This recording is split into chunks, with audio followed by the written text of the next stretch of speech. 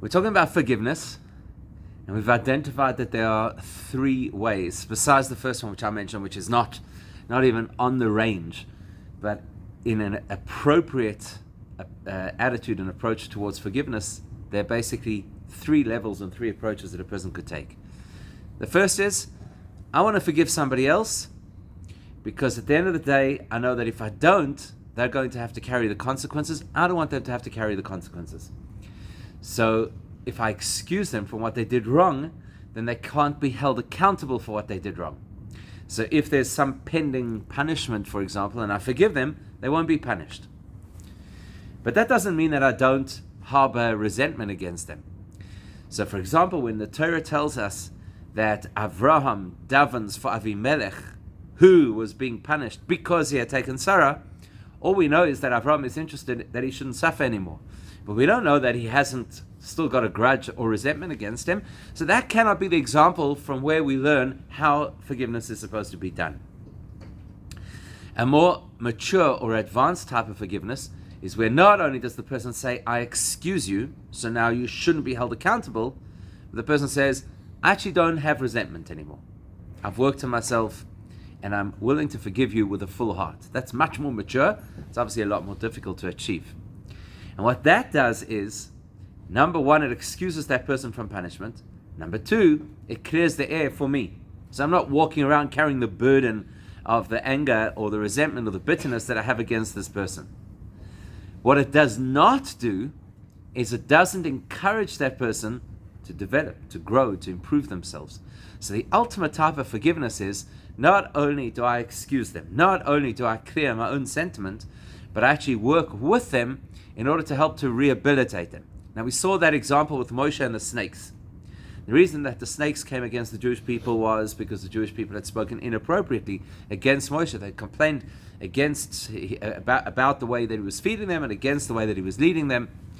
Not only does he excuse them and say, okay, Hashem, don't punish them, like he did, for example, at the golden calf. He said, Hashem, don't punish them. Not only does Moshe not have a single strand of resentment against them, but what he does is he creates a system that they could use to upgrade themselves, to rehabilitate themselves, which is basically to take this stick and put the snake on the stick and then tell the people, when you feel the crisis, come to this place and engage with Hashem by directing yourself upwards, because the snake's going to be on a very high stick. It's going to force you to look upwards, and it's going to remind you that you're supposed to redirect your heart towards Hashem, and you'll become a better person for it. And that type of forgiveness is described by our sages as a person who works on the relationship to such an extent that they restore the relationship to how it was before there was ever a problem. So there's not even scar tissue. You can't even tell that once upon a time these two people had a hard time and now they've resolved it. It looks like they were never in any way in a problem, in a troubled situation. Okay, so those are the three kinds of forgiveness. Now what we're going to discover is the Rambam, when he talks about forgiveness, discusses it in three different areas. There's 14 volumes of law, there are many, many subjects, and there are three areas where he discusses forgiveness.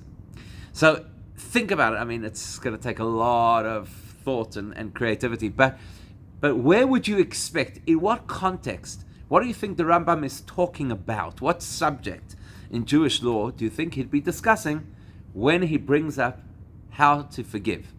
Let's just throw it out there and see if anybody picks up anything. In what context would you expect the Rambam to discuss forgiveness, or the rules of forgiveness, or the laws of forgiveness? Any thoughts? Reconciliation. So where would you require reconciliation? What laws would... There's no laws of reconciliation.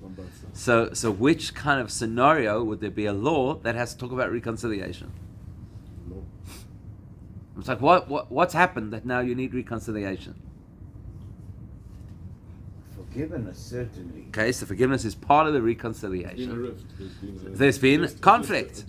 Right? Okay, good. So there's been conflict, and therefore now we have to discuss how you reconcile the conflict. Okay, so in law, which laws relate to conflict? Because there's no laws of conflict, because you're not supposed to have a conflict. There's no laws. about conflict itself. So where would you have a law that relates to conflict? Not murder. Okay, murder is a very extreme example. What's the point? What's the point? Just certain things you just cannot do. In other words, what kind of things? The Ten Commandments. No. So the one example, the one place you're going to discuss it is if somebody has harmed somebody else, and therefore now they have to forgive, they have to reconcile, etc. In other words, there are going to be laws of harm. We call them the laws of injury. Now, under the laws of injury, it's interesting, the Rambam calls it chovel umazik. Chovel is injury. Mazik is any other damage. So he groups together where one person behaves in such a way that causes loss or damage to the other person. So damage could be to the person individually, they could actually have injured them, but damage or loss could also refer to their property. So somebody's broken something of yours.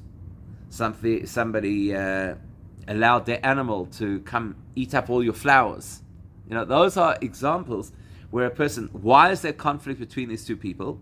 Because the one person has harmed the other person, either bodily harm or property harm. So in that case, you're going to have to talk about forgiveness. It's going to be part of it. That's one of three scenarios where the Rambam's going to discuss forgiveness. Okay, is in laws of chovel mazik, damage, injury. The other place where he's going to talk about forgiveness, which actually should be very obvious to us, is in the laws of teshuvah. Because when he goes through the laws of teshuvah speaks about anything we've done wrong in our religious observance, between us and Hashem. But it also has to talk about anything we've done wrong between us and another person. Because in order to do teshuvah, when we've done something wrong to another person, part of the teshuvah process is going to require forgiveness, or at least requesting forgiveness. So that's another arena where he's going to have to discuss the method and the laws of forgiveness. The third place where he's going to discuss forgiveness, in fact, I say it's the third, but it's actually the first, chronologically, it's actually the first, is the second topic that the Rambam discusses. The very first topic he discusses is faith. Because obviously if you want to talk about following the Torah and adhering to the laws of the Torah, you have to first discuss faith. What are we supposed to believe? How are we supposed to view Hashem? How does the Jewish perspective of the world work? And then after that, you can start talking about the laws. So once he's discussed the laws of faith, the second topic that he discusses is the laws of behavior, general behavior, what we call being a mensch. Okay, that's the second topic that he discusses. In that section, which is called Hilchos Deos, the laws of character, he's also going to talk about how part of one of the ideal character traits that a person should have is forgiveness. Okay, so let's identify. The first example I gave is technical, practical. Somebody's harmed somebody else, and in the process of reconciliation, there will have to be an element of forgiveness. The second one is in terms of self-improvement, teshuvah. That if a person wants to self-improve, and part of that includes the fact that they've done something to another person which was wrong, then part of their self-improvement is going to require looking for forgiveness. And the third example is that as a person, the kind of characteristic that I should have, which is dictated by the Torah, includes a predisposition to forgiveness. Okay, those are the three areas. What we're going to do is, we're going to analyze how the Rambam speaks about forgiveness in each of those three cases. Okay, so let's have a look. So we're going chronologically now. The first place that forgiveness appears in the writings of the Rambam is when he talks about the laws of conduct, the laws of character.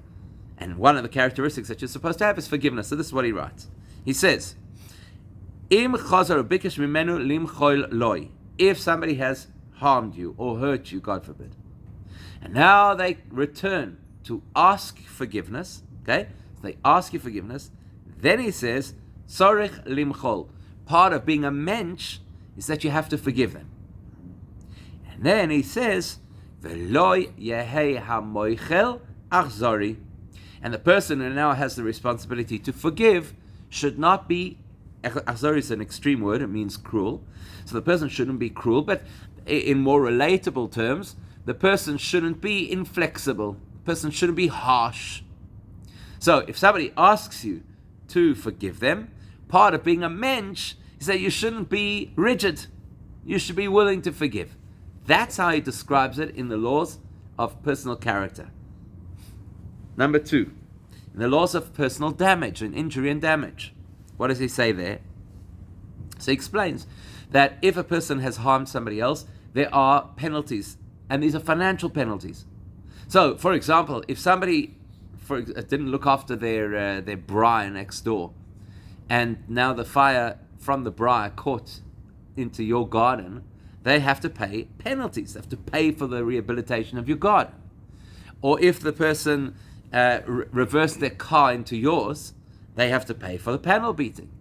Or if a person, God forbid, injured another person, then the Torah mandates that they have to pay a penalty for injury. They have to pay the cost of medical bills. They have to pay any loss of income that's a direct result from the injury. And they have to pay for things that we don't necessarily know how to quantify so easily in our world, which is a reduction in the value of the person. There was a market, people had a market value. And how much does your value reduce if you've been injured? Plus, you have to pay the value associated, which the courts would have to determine, associated with the humiliation that the victim felt. And that's going to be based on how they were injured and who the perpetrator was. So, for example, if a parent had to hit their child, it would be far less embarrassing than if a child had to hit a parent. So, I mean, child hitting a parent is a capital offense, but that's a different discussion for another time. But just illustrating the point that there's a scale of embarrassment.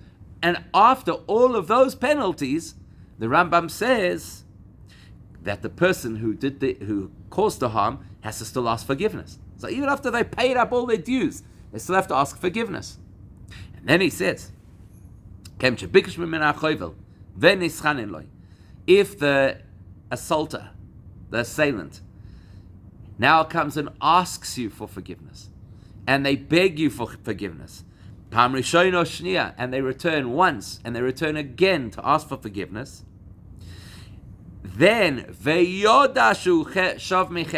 if the victim knows that this person has sincerely done teshuvah, it's not just lip service, I'm terribly sorry that this happened. You actually know that they've worked on themselves.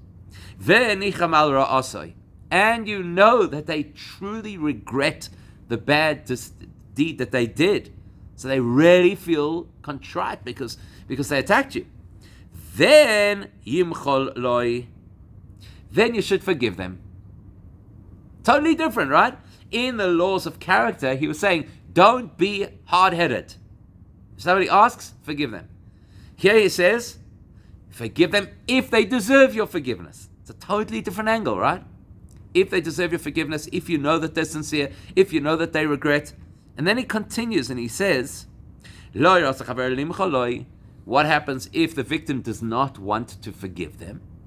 Then maybe then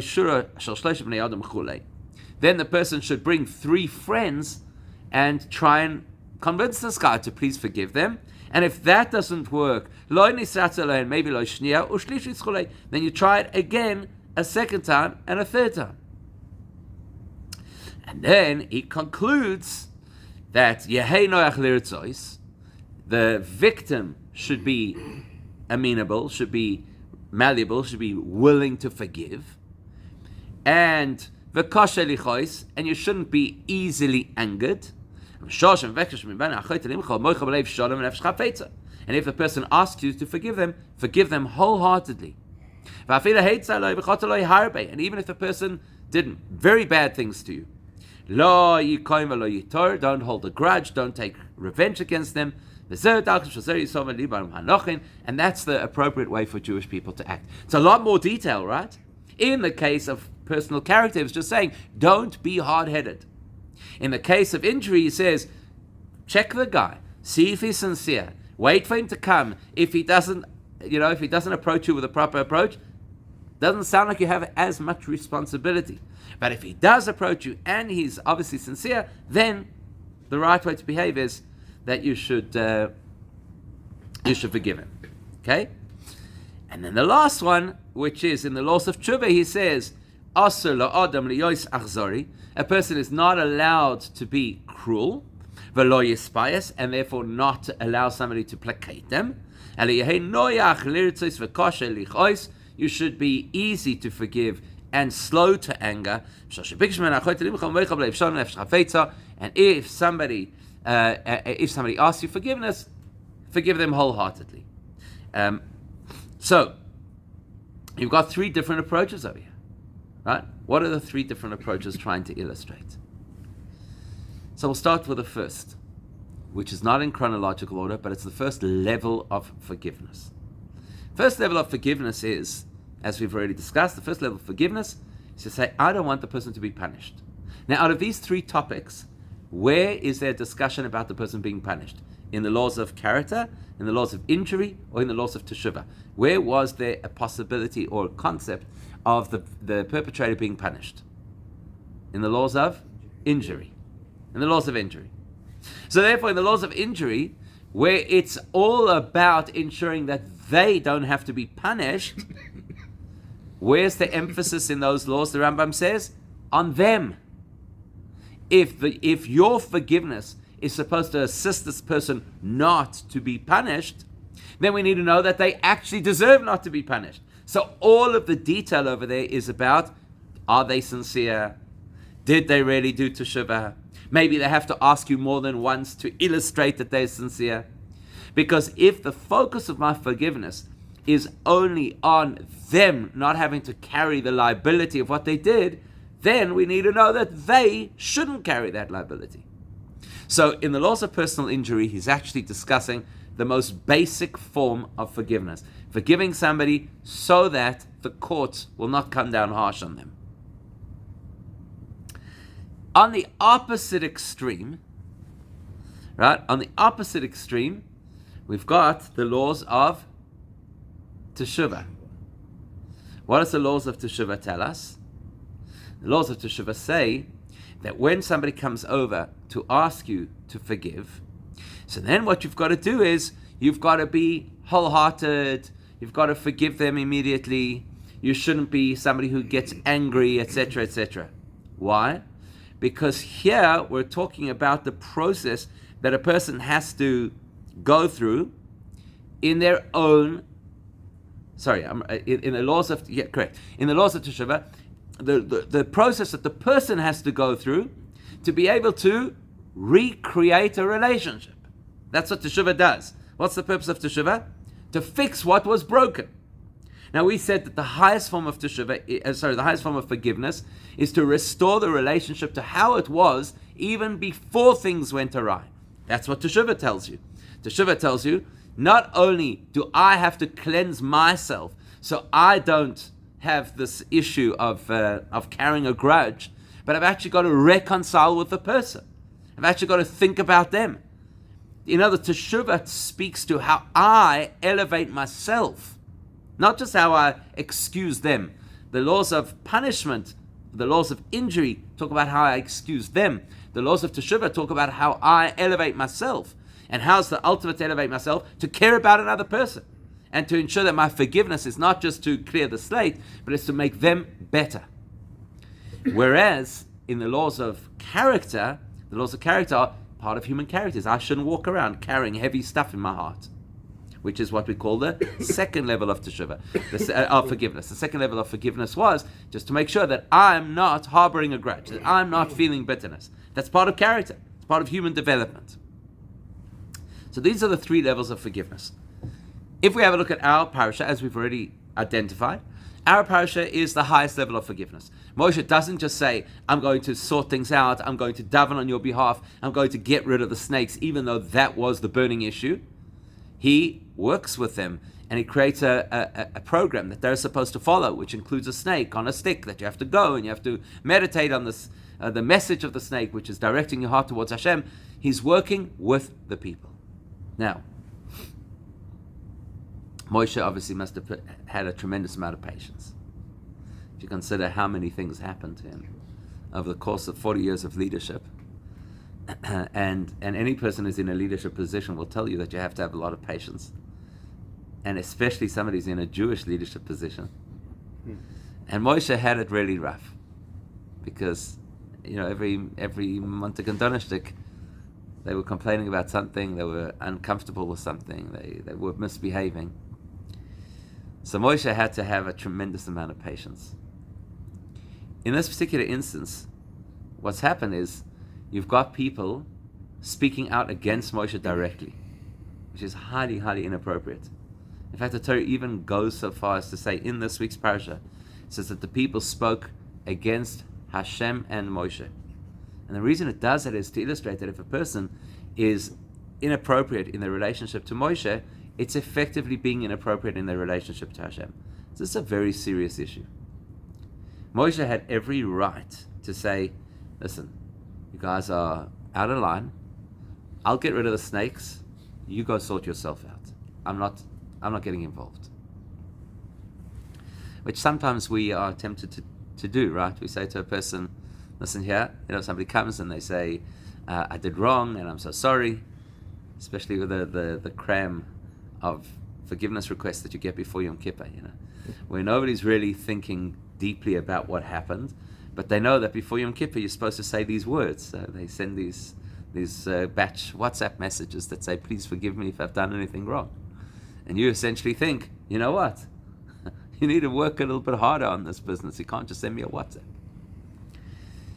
And yet, Moshe really gets his hands dirty over here. And he creates, obviously on Hashem's guidance, but he creates a method that they could use to become better people.